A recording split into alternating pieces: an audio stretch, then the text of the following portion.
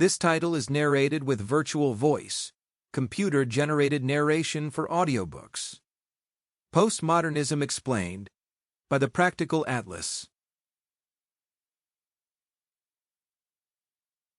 Introduction. The rise of postmodernism. Postmodernism is one of the most complex and widely debated intellectual movements of the last century. It has been described as a philosophical orientation, a cultural condition, and even a style of thought that resists clear definition. Some critics see it as the breakdown of meaning itself, while others celebrate it as a necessary response to rigid systems of modernity. In either case, postmodernism remains essential to understanding the way people think, create, and interact today. To appreciate postmodernism, it is important to situate it in contrast to modernism, the movement it sought to question. Modernism was defined by faith in progress, rationality, and the ability of human reason to uncover universal truths.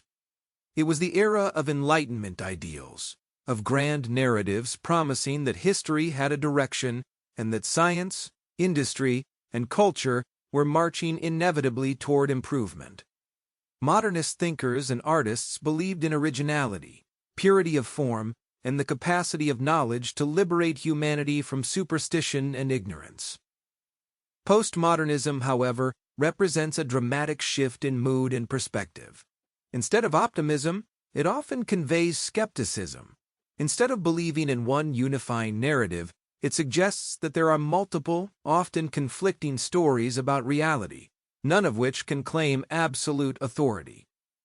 Postmodernism challenges the assumption that truth is objective and unchanging, proposing instead that truth is shaped by language, culture, and power.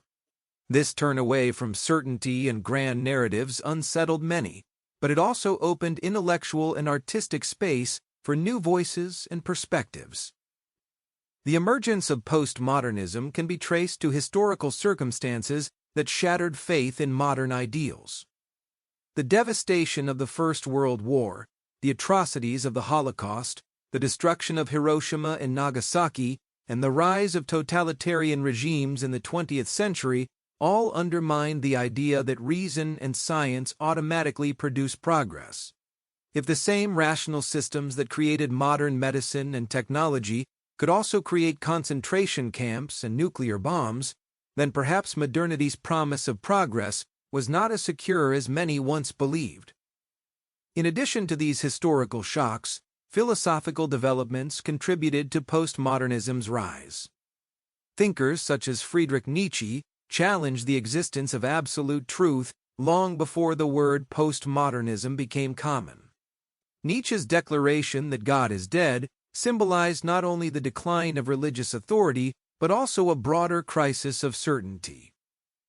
Later, Martin Heidegger's critique of Western metaphysics and his insistence on the interpretive nature of existence laid additional groundwork.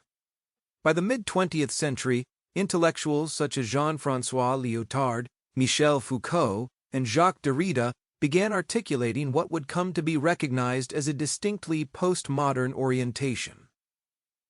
Culturally, postmodernism manifested in art, literature, architecture, and popular media. Artists abandoned the modernist search for purity and originality in favor of parody, pastiche, and eclecticism.